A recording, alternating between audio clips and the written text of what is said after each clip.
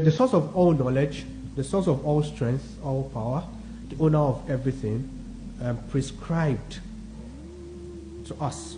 The same way we go to the hospital and a doctor, because we believe that a doctor has more knowledge about the human body than us, we tell the doctor our problems, he prescribes medication. That's the same way that fasting has been prescribed. Because that has been prescribed, now we know, or we must believe, that since the word prescribed was even used, it shows that it's a remedy to something.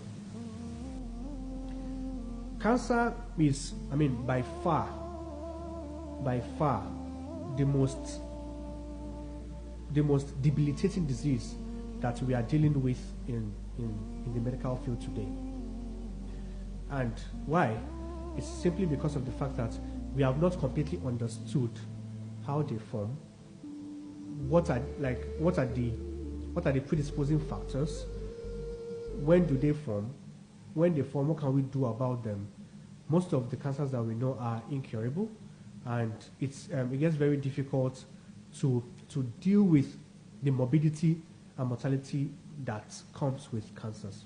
We are what we eat. The food we eat goes a long way in determining our overall health.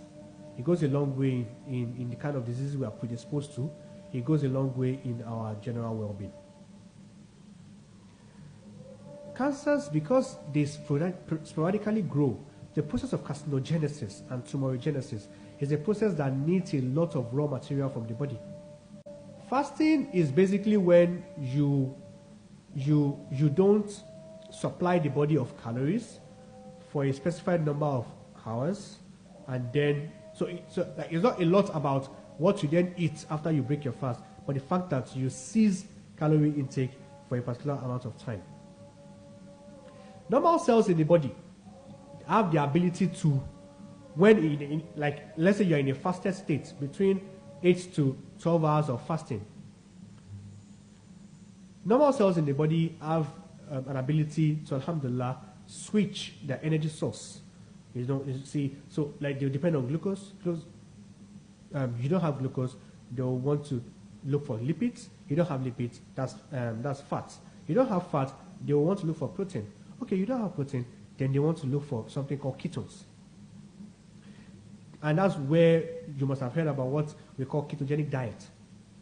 A diet that leads the body to not use other energy, but use ketones.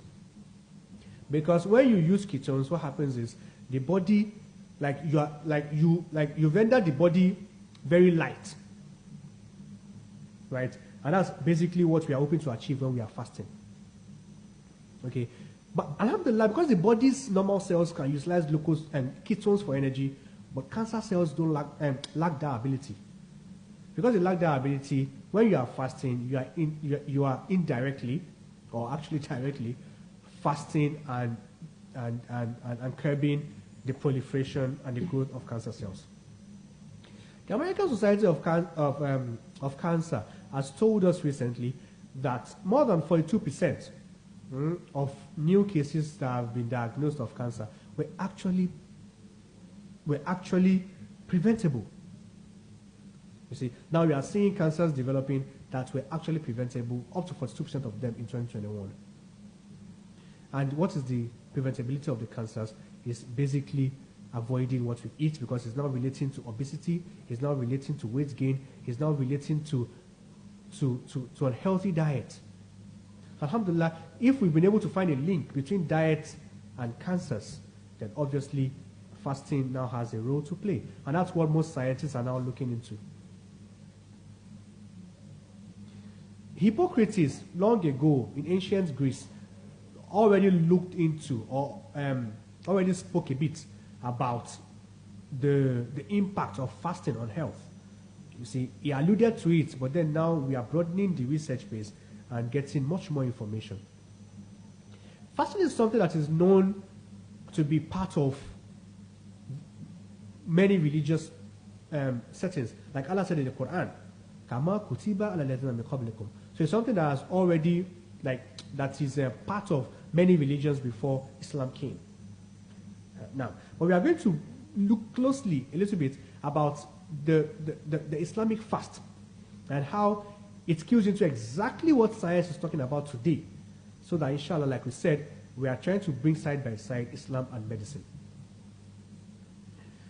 So there are several dietary protocols that have been designed by dietitians today. They call them time-restricted eating. They call them intermittent fasting. They've all been shown to improve health and also increase longevity. So it's basically when you are selectively eating in some hours and then going without food in other hours.